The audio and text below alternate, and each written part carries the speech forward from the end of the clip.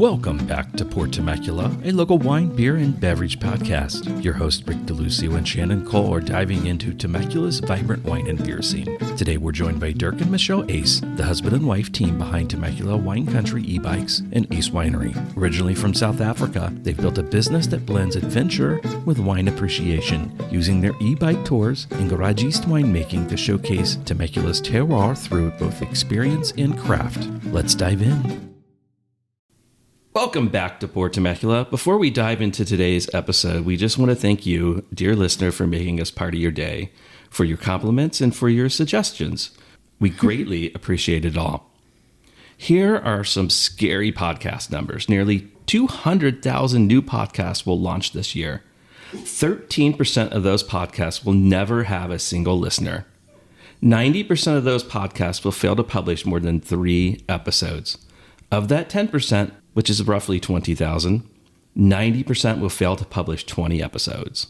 This is our 5th published episode with a few more recorded and many more planned. It's our hope to go way past that 20 episode barrier to keep delivering you great content.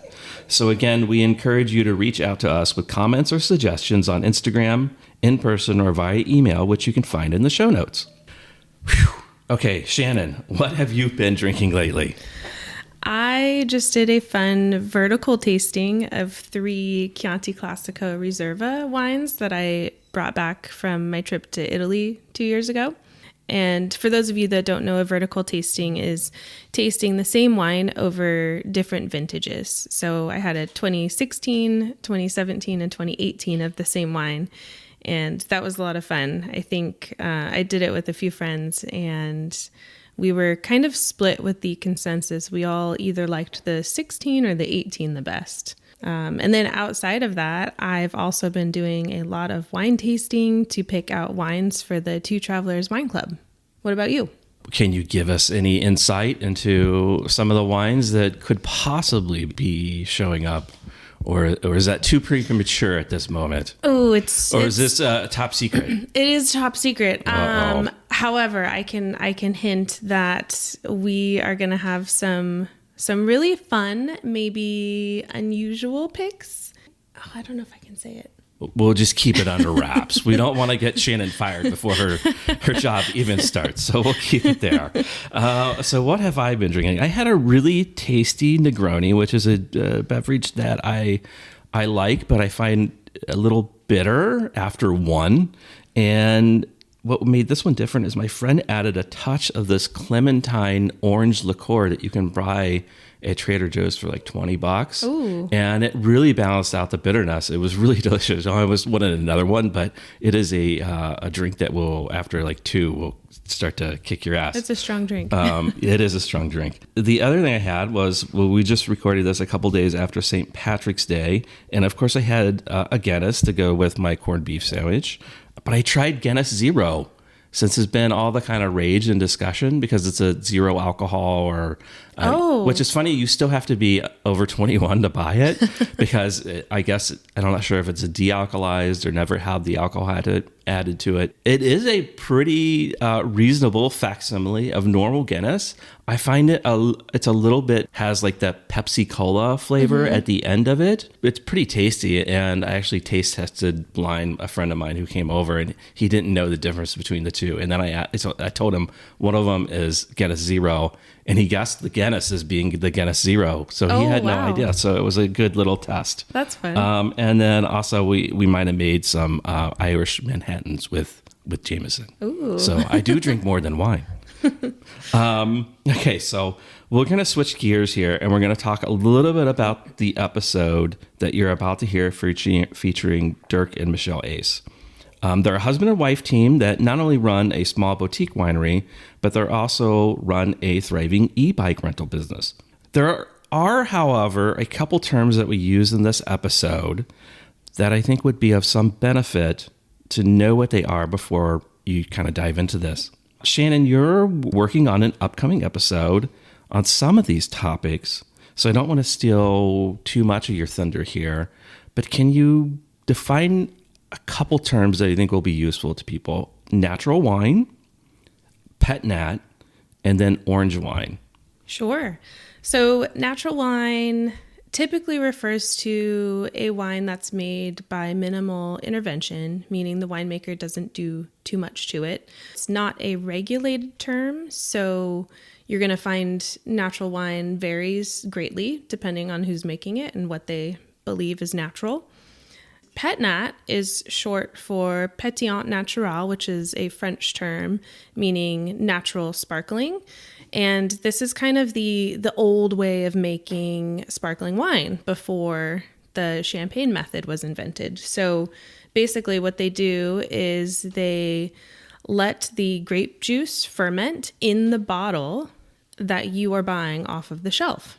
Sometimes they will pop the cap open and filter it, but most of the time you'll find it's just unfiltered and you'll see some dead yeast hanging out at the bottom of the bottle, which can look a little funky, but that's what a pet-nat is. Orange wine is not made from oranges. It is a wine made from white wine grapes in the style of red wine, meaning the winemaker will let the skins sit with the grape juice as it ferments to give it that color, and then also give it a little bit of tannin, which you don't typically find in white wine. Thus the term orange wine. And actually, I would say most of the orange wines I've had aren't orange at all. They're kind of more of a deep yellow or a deep gold color. It all depends upon the varietal. What are some of the more commonly used varietals that people use to make a orange wine? I know Pinot Grigio in Italy is a really big one. It's those grapes kind of have like a pink tint to their skins, so they'll have a lot more color. And then I've also had an orange wine made from a Riesling, which was fun. I don't know if that's typical, but it was a good one. Okay. Well, we have something really interesting here. This is a beer. It's from the Russian River Brewing Company, the same company that makes Pliny the Elder. What makes it really interesting, and we're going to taste it here, is that it's a Pilsner-style beer. It's aged in Sauvignon Blanc barrels with Brettanomyces. Brettanomyces, I touched on it in the last episode with Vito. It can give a like a Band-Aid type aroma or some barnyard earthiness aromas to it. And then it also is aged with fresh Sauvignon Blanc grapes. And to top that all off, it's also re-fermented in the bottle in the same style as a pet-nat, creates a natural carbonation with a small layer of yeast sediment. So we are going to take a short second here. We're going to try this beer and give our thoughts. This smells so interesting. Okay. What do you think? First off, it's really sour. Is it a beer? Is it a wine? Is it really, a cider? Yeah, I don't know. If it's a beer, it's kind of flat. Do you get that too? Yeah. The bubbles really disappear didn't really have much carbonation to it. It's really thin. I think it doesn't have much body or weight to it. And boy, oh boy, is it is really sour for me. Really sour. So I'll give this a little time. So if it's a Pilsner, I can see that I can taste the Pilsner-ish, the kind of malts that I would associate with Pilsner, but it's very flat.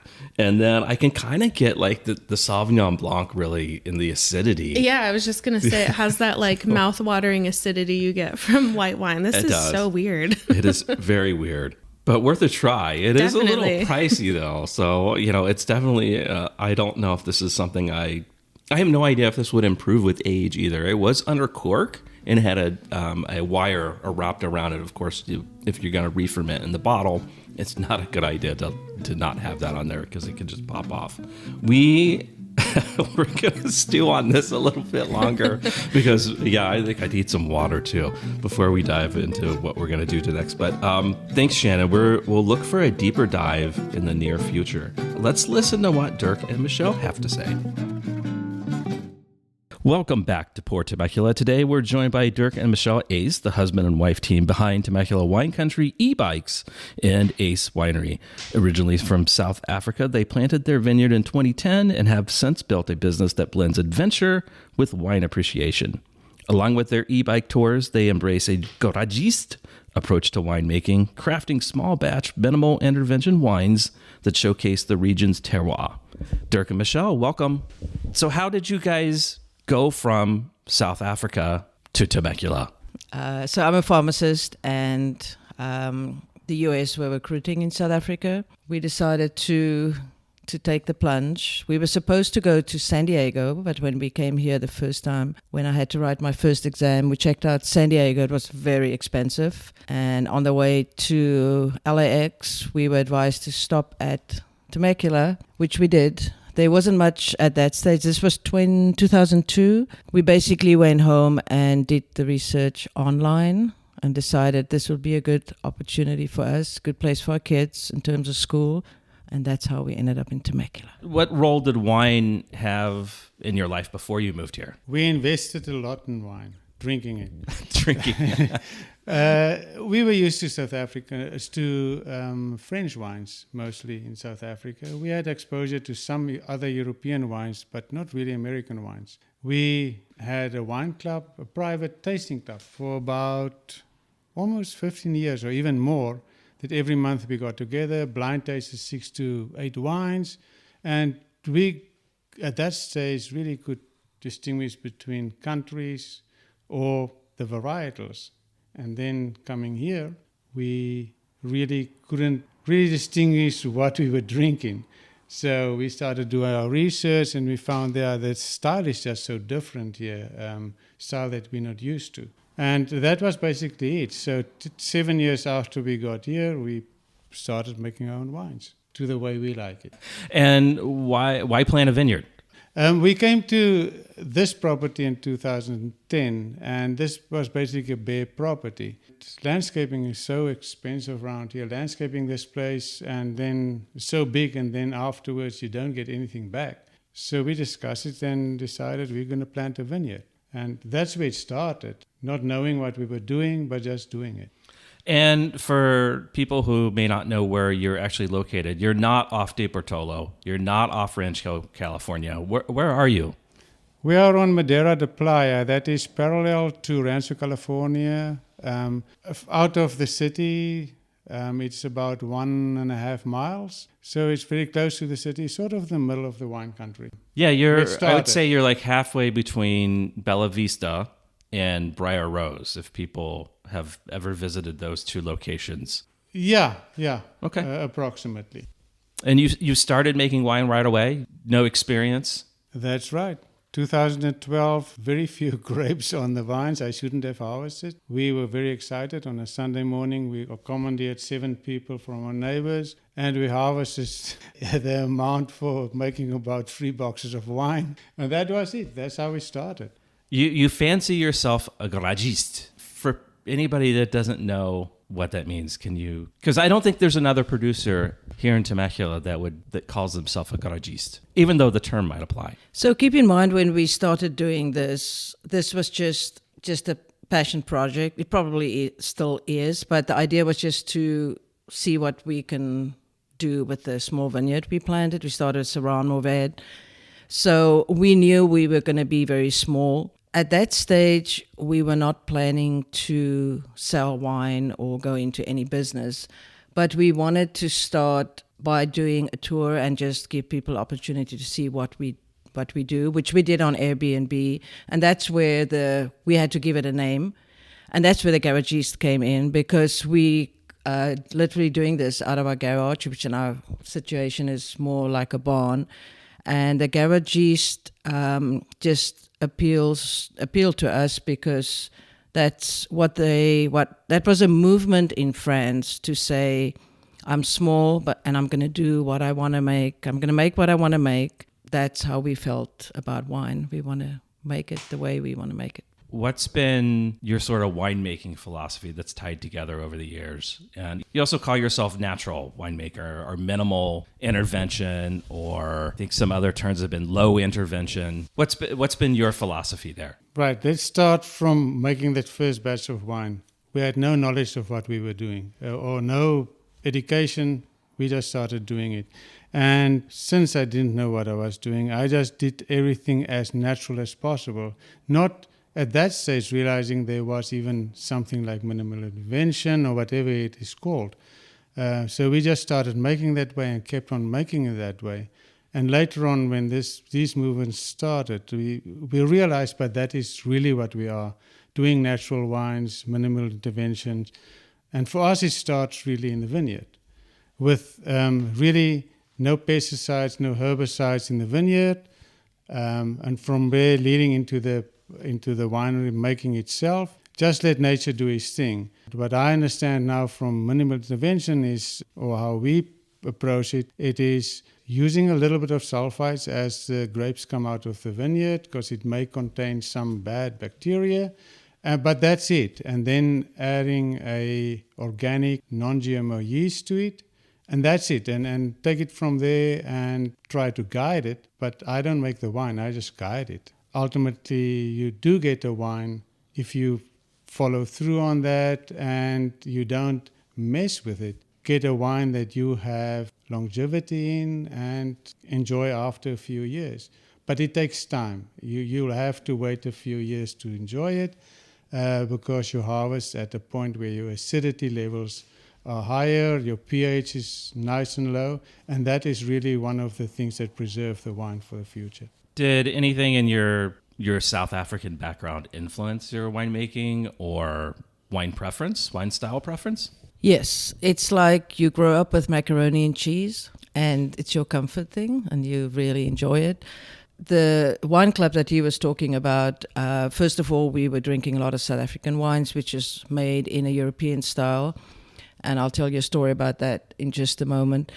And our friends were all people that, for work, they had to travel, so they were always bringing back wine from all over the world. So we had that opportunity to develop an international palate.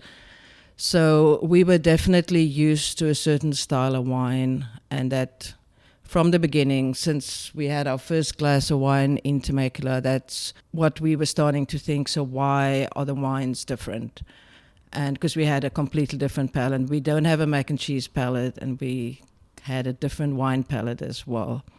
But the story I want to tell is we were just in South Africa a few months ago. We were targeting some really small wineries just to see what they were doing, and most of them also export to the US as natural wines. At the one place, I asked the server, tell me about your natural wines. And he said, aren't all wines natural? Which is the style most wines are made there.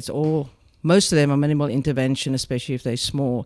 So that's where our palate comes from. They've clearly never been to Napa or the middle of California, where they're not so natural. Right, probably not. We'll just say slightly augmented in some cases. What's been the biggest challenge making small batch? And when I say small batch, what kind of case production are you doing overall? Production per year for the whole season, and that includes every varietal, all the blends we do. We do less than 1,000 cases, definitely. Probably 600 to 1,000, depending on the year. But that's the maximum we can handle.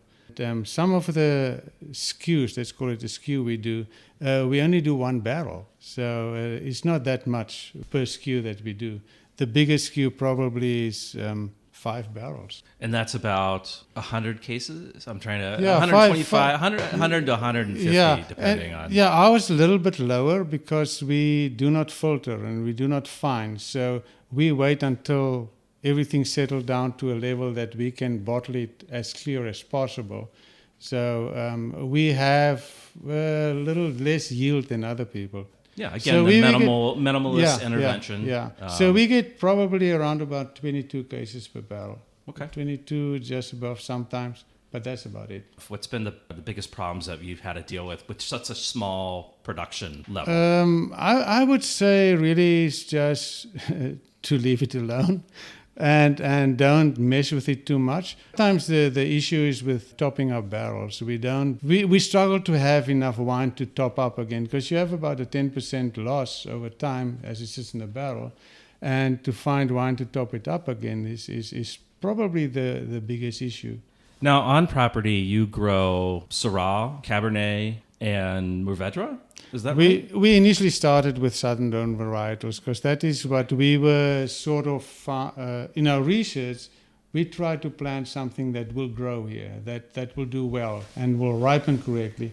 And the things we were more exposed to was Southern Rhone. We knew about Italian wines and things, but we weren't really familiar with the wines. We picked the closest to what we could get, and that was Syrah Grenache Mourvèdre. That's what we started out with. We started with blends, and then if we had enough, or that was the plan, we'll make a single varietals out of those. Cabernet is, for everybody is high on the list to make, so we planted Cabernet as well. That came later.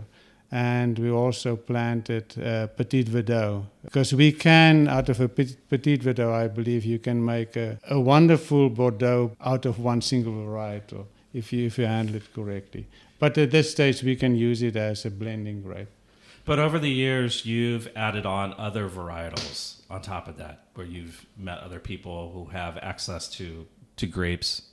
Yes, that is from wineries or small vineyards close to us, where we sort of can oversee what they do in the place. We don't manage it, but we make sure they handle the grapes in the vineyard the way we would handle ours. And that's where we got hold of small batches of Petit Syrah, actually Petit Syrah, bigger batch, Petit Syrah, more Cabernet, and our white wines that we make are all from those. Are there varietals or styles that you're excited about? Both of you excited about making? Because you haven't mentioned it yet, but you do make a pet-nat. Not many people make a pet-nat. Yeah, there are quite a few we're excited about. Since we've entered the natural wine market in terms of our restaurants, we've started experimenting with, yes, we can talk about the pet-nat, but the other one is the orange wines, which is a really big buzzword in natural wine market. It's one of those things, when we had our first orange wine, we really did not like it.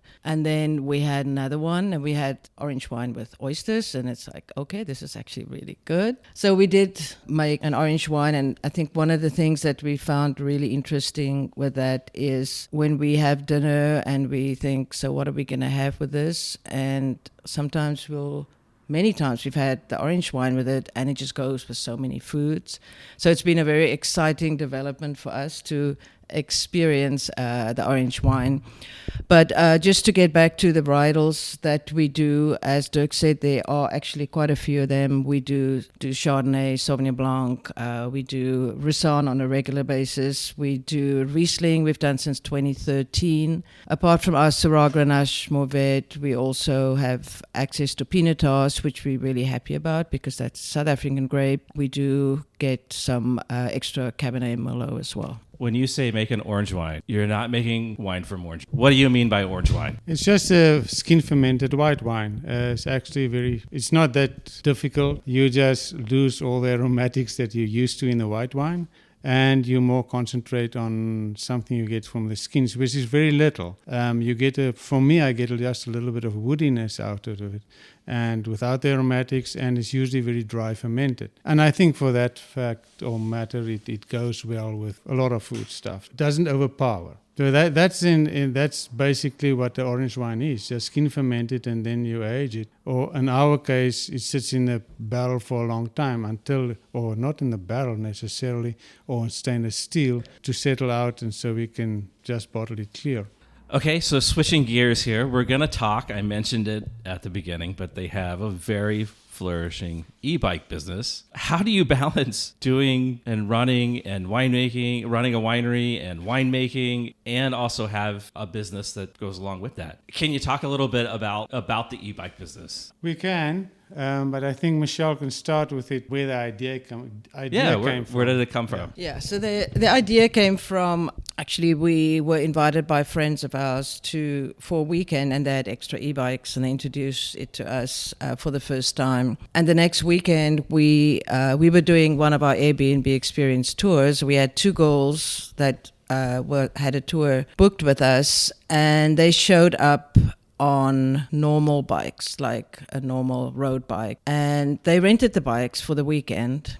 They were actually staying across the road from us at an Airbnb, but they didn't realize where their tour was. So they got here late and they were totally out of breath because they went for a ride first. They were young and fit, but Temecula wine country has a lot of hills. Dirk said, they should have had e-bikes. So that's where the whole thing started. It was like, well, why is there no e-bikes in Temecula wine country? In short, that's how it all started. Do you guys give because you probably have guests that do come here and do wine tasting and then also rent bikes from you and go off on their various adventures. Or maybe people show up and don't want to do a wine tasting. I'm sure you've catered to everybody's taste. Do you give them a curated list or you just hand them a map? That's how it started out before we had wine tastings, or rather by appointment you can come and taste our wines. We started out with curated sort of, let's say, maps. Where you can go. People will come up to us, rent the bikes, and then we go through the map with them, because there are more than 50 wineries. So we just chat to them a little bit, find out what they prefer, what type of wines, what type of environment, things like that. And then we map out for them with the map out where they can go on safe and quieter roads or scenic roads. And that's the whole idea behind our business, the way we run it. And we support everybody out there. If they have a problem, we go pick them up, whatever is wrong. And then you ask about the interaction or whatever with the winery. When we started with the winery, we also started with what we would call a cycle and sip for people that can book then online they're cycling and for 4 hours go out, take that curated trip that we put out for them, then come back and have a tasting with us. What we find on the other side is that you asked about the people coming to taste and then take bikes. It usually works the other way around. People that don't necessarily book the cycle and sip would come out here and, oh, you are a winery too, because those people usually don't find us for a winery. They first find the e-bikes because that's what we're looking for. Then you come here and we explain a little bit. We have a winery and we do natural wines. And then some of them do come back and then have a tasting again. And they draw some people to the winery. Because in the winery side, we're way younger than the e-bike side. So we still have to get our name out there and get recognized. In general, everything's been very positive? Yes, it has. Last year was sort of a quiet year on everything, but this year, since January, everything picked up and everything is going well. What advice would you give to someone looking to combine a wine business and another business that kind of goes along with that or can be amended onto that? I think it's important that you know what the business is you want to start, and you have to be very passionate about it.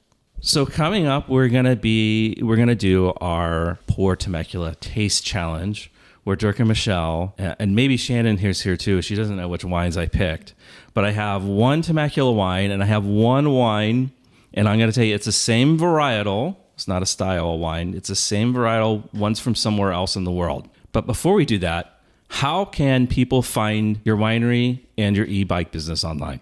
It's easy. It's just uyswines.com. So we have both the e-bikes as well as the winery on the same website. So you can choose where you want to go.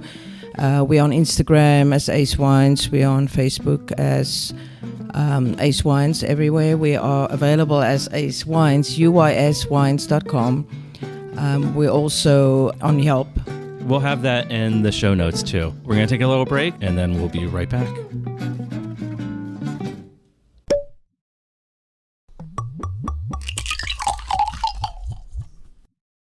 All right, we are back with Dirk and Michelle. We're on to the pour portion of Pour Temecula, where they are going to blind taste two wines. One of the wines is from Temecula.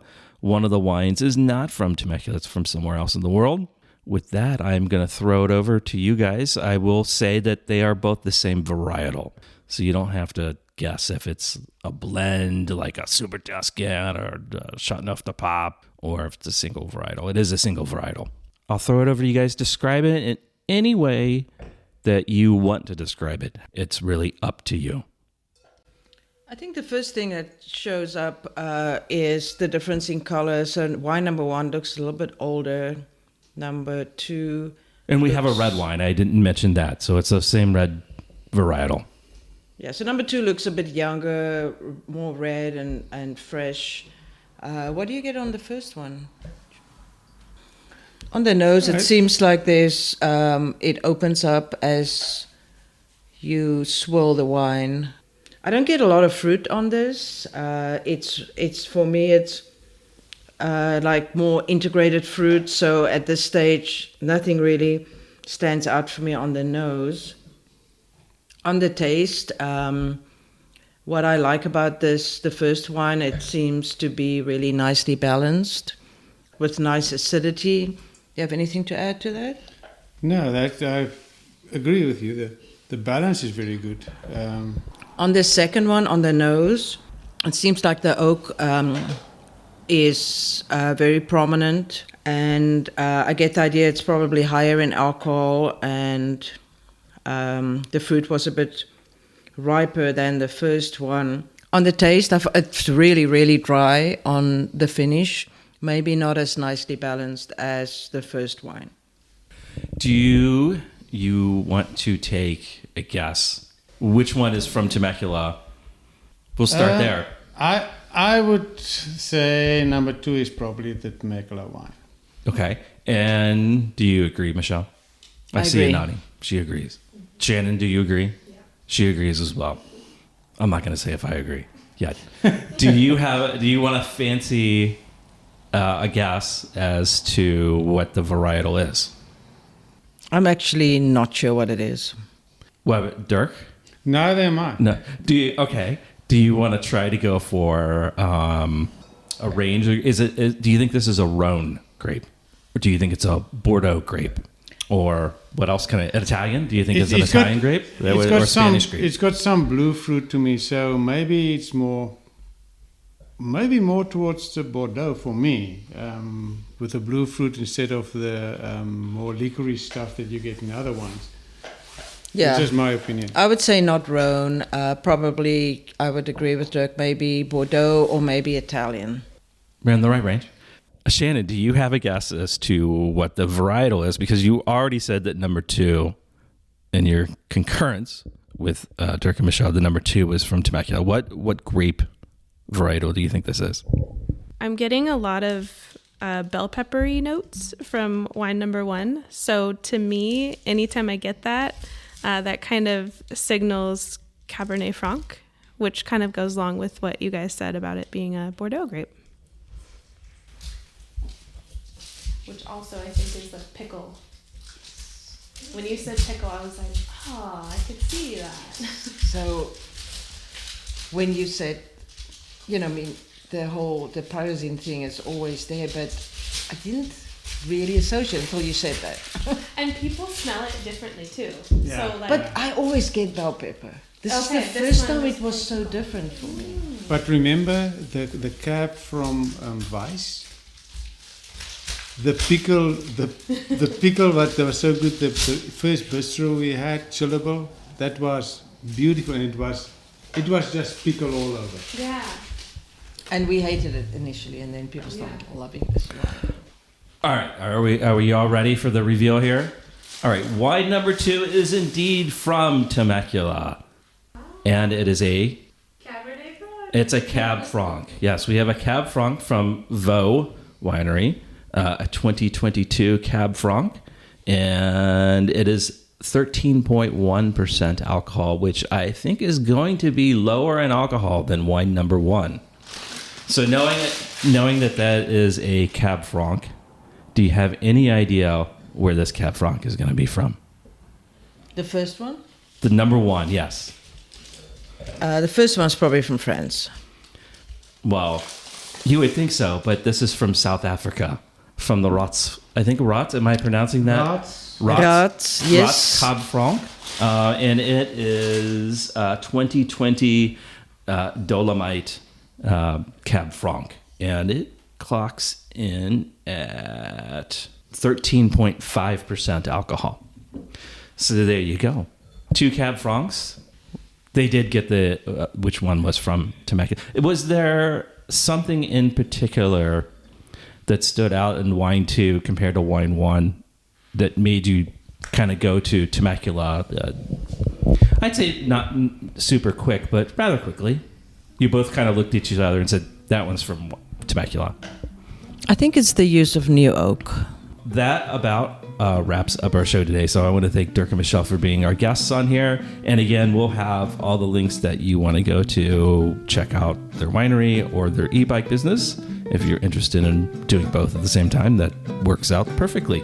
So thank you, Dirk and Michelle, and we'll see you next week. As always, we encourage everyone to enjoy Temecula's wine country responsibly. If you're out on an e-bike tour, stay aware of your surroundings, vehicles, follow all the traffic laws, and know your limits when it comes to alcohol. For those driving through wine country, please share the road, watch for cyclists, runners, drive at safe speeds, and designate a sober driver if you're visiting multiple wineries. And remember, distracted driving is just as dangerous as impaired driving. Put your phone away, stay focused, and help keep Temecula's roads safe for everyone. In the tasting portion of this episode, we discussed Bordeaux grapes. Bordeaux grapes refer to the classic varieties traditionally grown in the Bordeaux region of France, known for their role in producing some of the most famous wines. The red Bordeaux varieties include Cabernet Sauvignon, Merlot, Cabernet Franc, also called Cab Franc, Petit Verdot, Malbec, and Carmenere. These are often blended to create more structured and age-worthy wines. These varieties have really spread globally, thriving in warmer regions like Napa Valley, Chile, Australia, and here in Southern California. Cabernet Franc is the lighter-bodied parent of Cabernet Sauvignon. It's known for its bright acidity, moderate tannins, and aromatic complexity. It offers red berry and floral notes like raspberry, strawberry, and violet, balanced by herbaceous flavors of bell pepper, tobacco, sometimes jalapeno, and sometimes the subtle pickle-like tang Dirk and Michelle talk about in this tasting portion. If you enjoyed this episode, be sure to subscribe to Pour Temecula and leave us a review. It really helps us keep the conversation flowing. Follow us on social media for behind-the-scenes content and updates on upcoming guests. Until next time, keep exploring, keep sipping, stay safe, and cheers.